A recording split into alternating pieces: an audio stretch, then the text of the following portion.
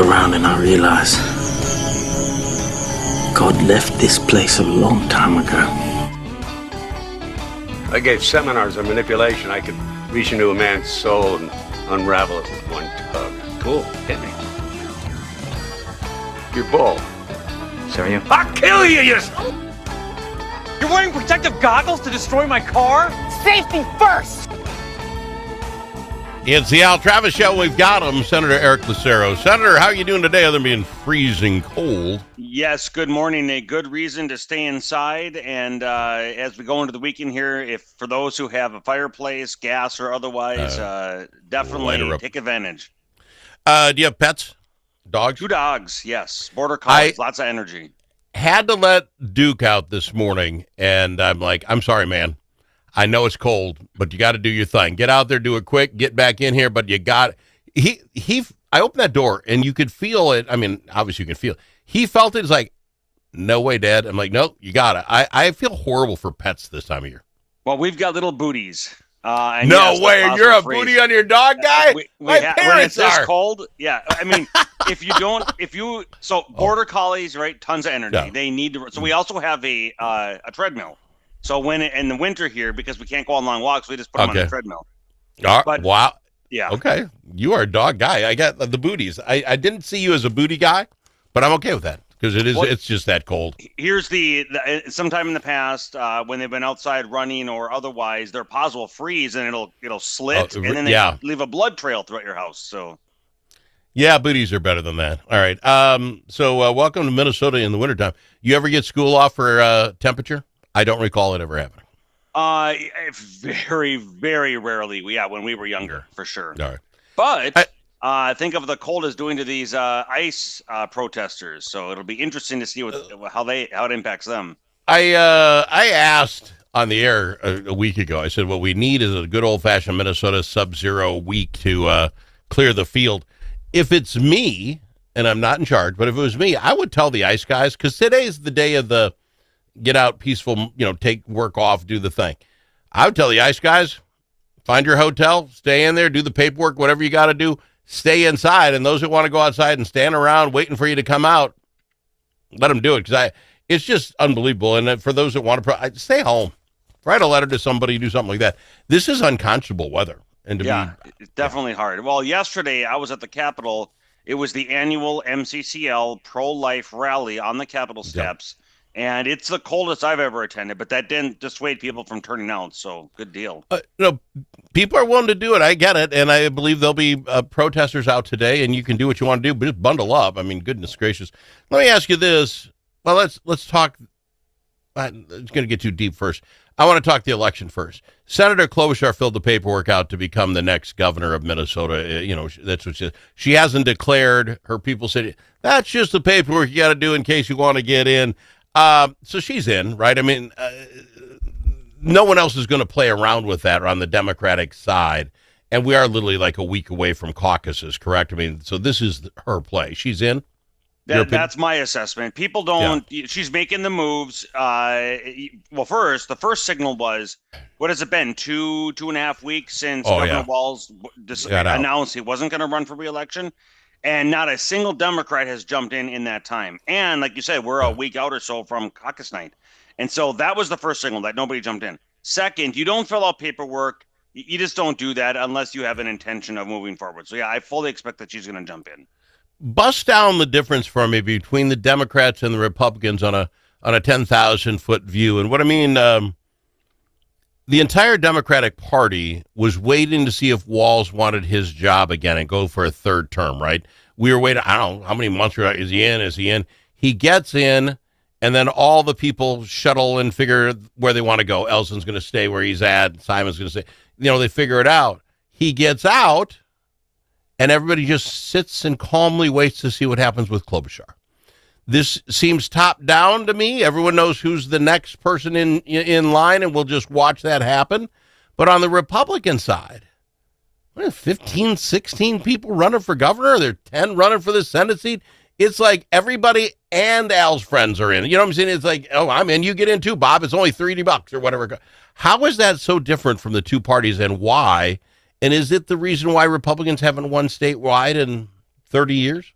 Well, first, I would say the story is not over yet on the Democrats' side because that's all.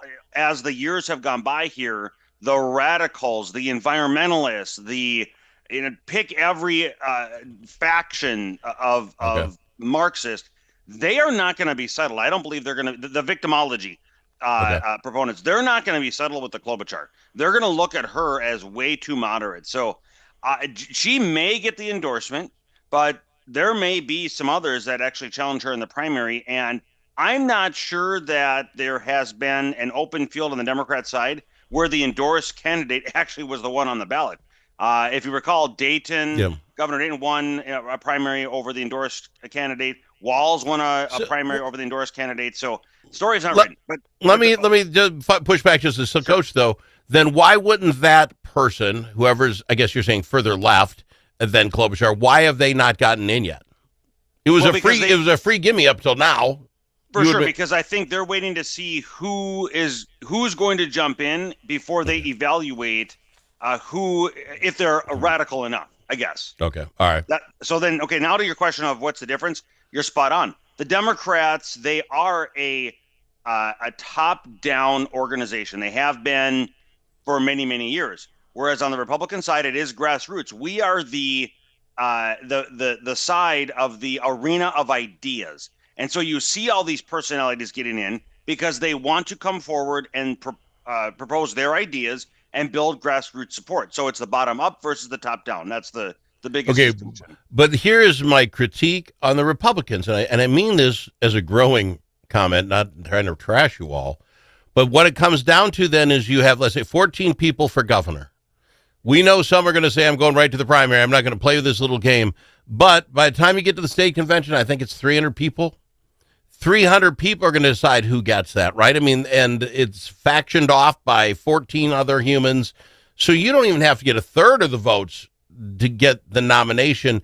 And my point is that doesn't seem to work for us in that we haven't won statewide in 30 years. You know what I'm saying? Maybe this process for us isn't right because we'll battle each other till August, right? Was that when the primary, August? Yes. And then you got yourself 11 weeks. Go fight against the guy who's had this nomination and he's been running straight. You know, it doesn't seem to be working for us, is my point. So the delegates who are elected, I don't know what the number is, but I think it's closer to, it's over 500. I think it might be closer to 700 or 800, but it's a number and it's from across the state. But so there's a number of variables in there. First, you are correct. There are those that are running for endorsement that have already said they're not going to abide by the endorsement. They're going right to primary. Those people shouldn't even be. I don't even know why you're paying lip service, but that's a different thing. Yeah. But you are right though that the candidates, we have too many people running, in my opinion. There's too many people running for that office. It should be half a dozen at the most when it's an open seat. Mm-hmm. Then when you get to the endorsement, we should abide by the endorsement because you're right. For those who have already committed to going to primary, we're going to spend the entire summer in the circular firing squad, spending energy, spending resources, spending time, money, going at each other.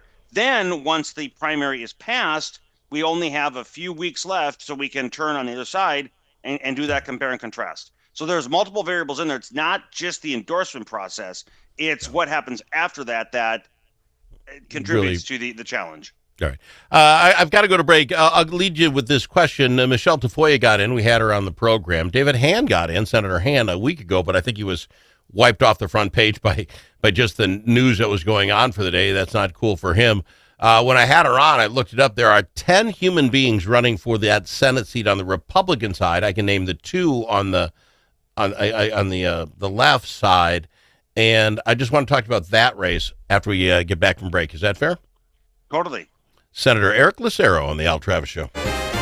Chanhassen Dinner Theatres proudly presents Guys and Dolls, packed with comedy, romance, dazzling dance numbers, and unforgettable characters. This Tony Award-winning Best Musical takes you from the gritty streets of New York to the colorful cafes of Havana. It's a high-rolling musical spectacular everyone will love. Don't wait. Visit chanhassendt.com and grab your tickets today. Guys and Dolls. Chanhassen Dinner Theatres, always entertaining you.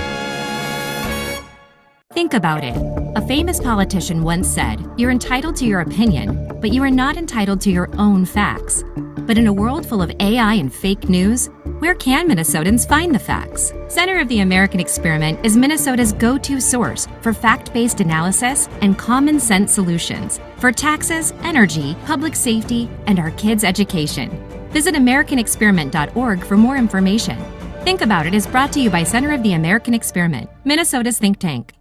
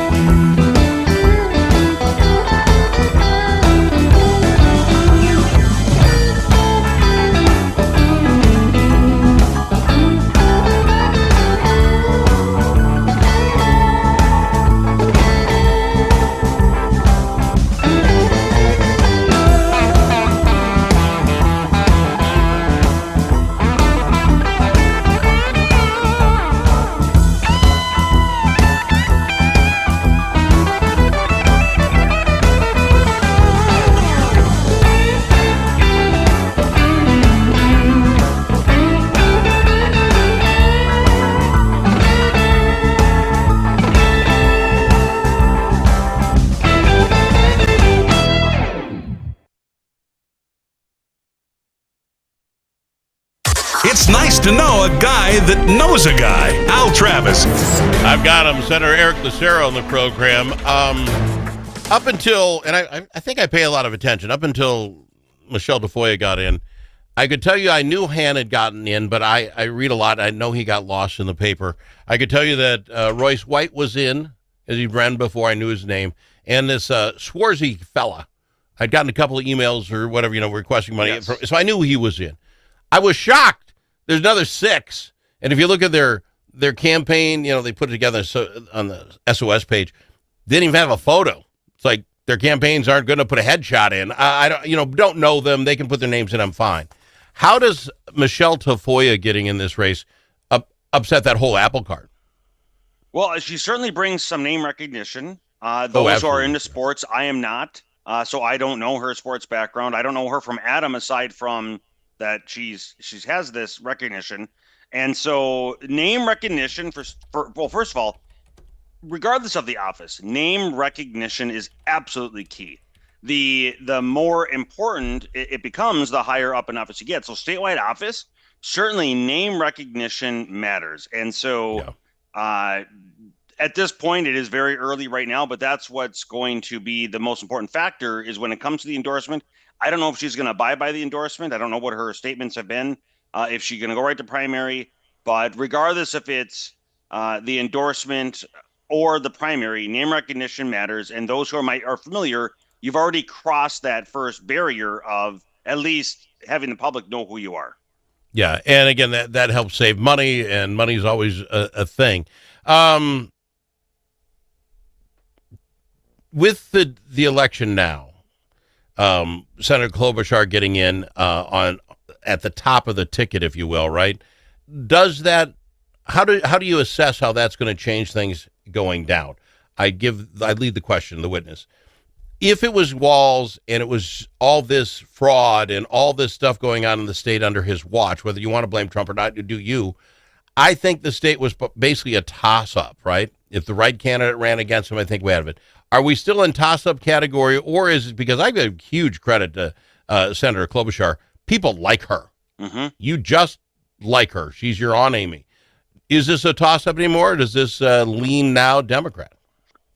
I would still leave it in the category as a toss-up because Klobuchar, in her current capacity of U.S. Senator, she has positioned herself to be able to avoid having to answer the tough questions. The reason she has a favorability is because she's deliberately avoided those confrontational issues, higher profile issues, visibility, and being associated with those issues. She's clearly in favor of those left-wing, hardcore, radical issues, but she's done a masterful job to disassociate her reputation from clearly being associated with that. When it comes to governor now, though, she's not going to be able to escape what's happening because all of the same questions are going to be asked. This fraud occurred on Democrat watch. Democrats allowed this. Klobuchar, how are you going to fix it? And she's going to be in position potentially for the first time in many years of actually having to take positions on controversial issues and have high visibility. And that's definitely going to have an impact on her. Well, yeah, I get what you're saying, but it's easy to say, well, I'm against fraud. And that darn Donald Trump. You know, I think there's a lot of deflection. We'll find out how all this rolls.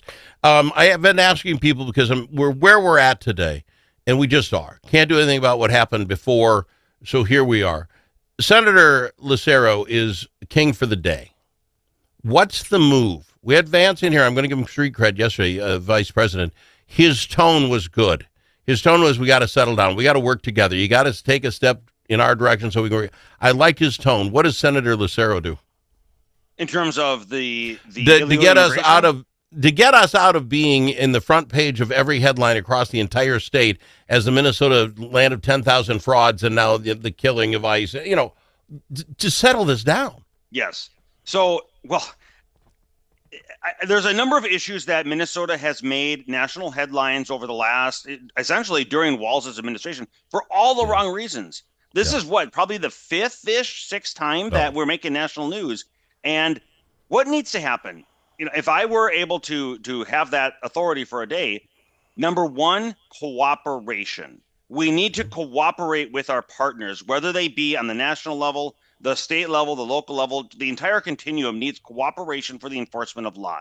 Because government, we need to ensure the protection, the civility of law-abiding citizens so we can all prosper. That helps residents, it helps businesses, etc.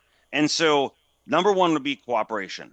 Number two, we simply need to not have these radical, out of line, out of mainstream positions. The fundamental issues, we used to call them the dining room table or the dinner table issues, are people right now are being crushed with costs. They're being crushed with costs. They can't get housing. You have a significant number. You know, the average age of first-time homebuyer now is 40 years old. It used to be second half of the 20s. Yeah. Now we're pushing 40 years old. So these costs, touching people and connecting with people with the real pain that they're feeling is the way that we can be the bigger people in the room, have ideas and real solutions that are going to fix people's problems. So again, it's cooperation in terms of law enforcement and then touching people where they're feeling real day-to-day pain. And what are we, 10 months away? Do you think the Republican Party, your party, can get that message out in the current climate when front page of the paper every day is somebody did something and something? Can the Republicans get that message out? Do you believe they can? Absolutely, because we have the ground, the way that information is consumed has radically changed. The legacy media is no longer the gatekeepers. So information is doing an end run around them, and we are connecting with people with alternative means that are the new methods by which young people and all age demographics are consuming information. The media is no longer the gatekeeper, and on the national level, President Trump is helping to pave the way, and our message is getting out, and I think it's going to resonate, and I think we're going to see a major change. Senator, I'm out of time, but I love having you on the program. Thanks for doing this for me. Thank you so much. Have a great Senator, weekend. You as well. Senator Eric Lucero on the Al Travis Show. Hey, Brian, what do you call a lobbyist with a sense of humor?